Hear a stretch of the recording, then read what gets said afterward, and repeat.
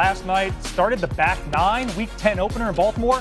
And these teams kind of combined for a golf score when they had week 5, 79. Most points in a game this season. Baltimore won it in OT. Similar point total last night, similar margin, and a similar winner. Pick things up third quarter. Dan, at this point, Jamar Chase 52 yards.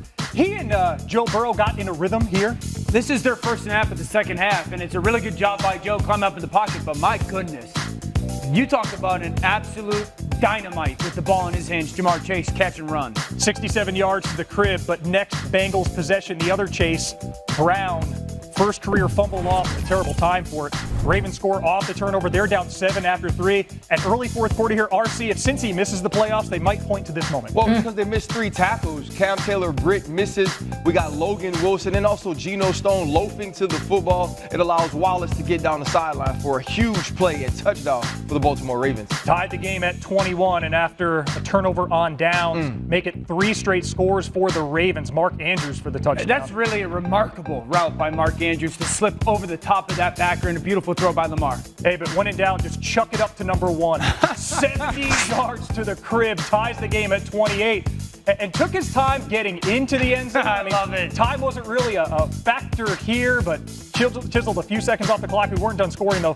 Ensuing Ravens drive. Lamar Jackson, Dan, with a jump pass? I don't know. I don't know how he did it. Even watching the highlight this morning, my son said to me, how did he do that? I said, I do not know, bub. Hey, Ravens had no answers, though, for Jamar Chase. 11 catches, 264, 3 scores.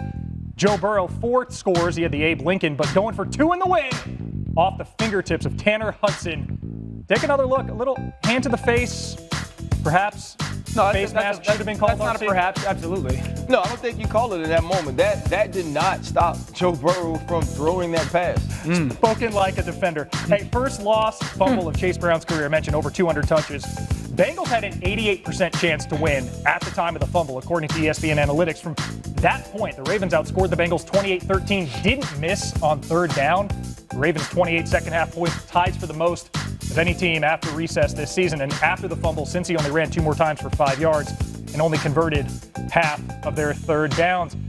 Mina, let's get you in on this. Telltale heart for the Ravens, tale of 2 halves for the Ravens. What did you take away from Baltimore's win? Well, you got to start with Lamar, who showed the world why he is the MVP favorite, right? He went 10 for 11 for 162 yards on third down. Perfect passer rating. That's great. What's less great is he needed every single one of those 10 completions because the margin for error on this team is so small. In the first half, most of their struggles on offense were due to the fact that they had drives derailed by penalties. And of course, they overcame that, and Lamar overcame it as he so often does. But when I look forward to the playoffs and you're going up against teams like the Bills or the Chiefs, I worry that if one of those penalties happens against, say, an illegal man downfield on RPO, it's a common thing with the Ravens, because the defense is so bad, they won't be able to overcome just a single penalty derailing a drive. He has to be flawless. In the second half, he was.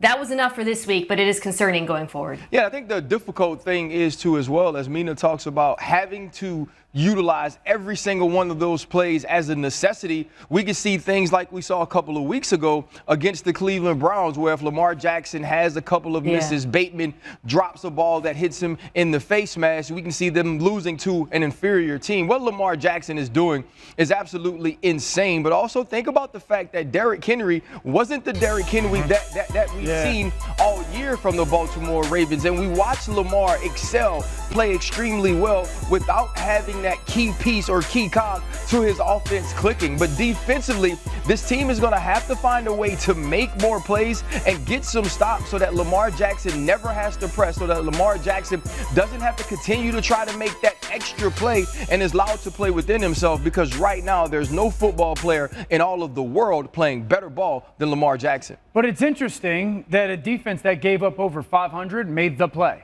Yeah. You know, and you mentioned this in the green room before, a couple weeks ago when they have the win.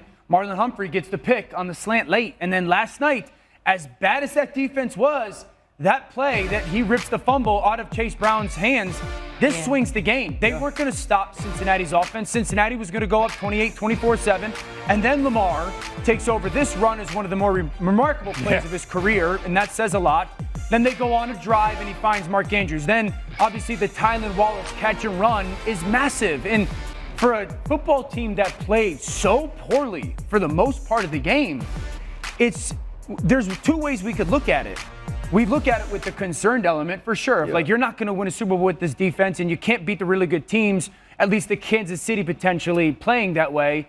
But it's also like, at some point, you guys make the plays to win the game, no matter what else is happening. I do think that comeback was remarkable by the Baltimore Ravens. The comeback was remarkable, but we also have to think about the Kyle Hamilton dropped interception against the Cleveland Browns. Sure. You can't continue to allow on that one big play. Yeah. Zach Orr is going to have to try to figure out some way that he can create stops. And I also want to point this out, Dan. Remember, you talked about